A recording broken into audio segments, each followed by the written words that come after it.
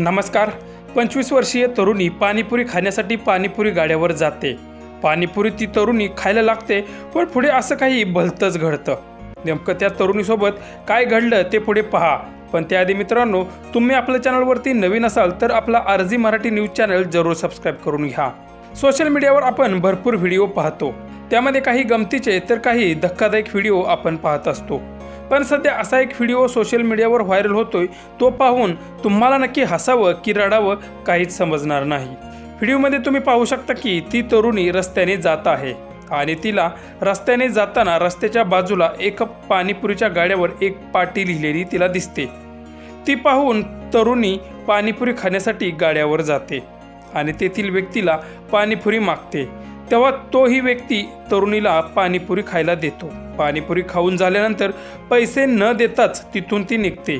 तेव्हा मागून ती व्यक्ती आवाज देते आणि पैसे देण्यासाठी विचारतो। तेव्हा काय होतं ते तुम्हीच पुढे पहा। अरे मैडम, कहाँ जा रही हो? पैसे तो दे के जाओ। तो ऐसे किस बात के? ये लिखा तो आपने, अनपढ़ लोगों के लिए गोलगप्पे फ्री, तो खा लिए मैंने। जब तुम अनपढ़ हो तो पढ़ कैसे लिया?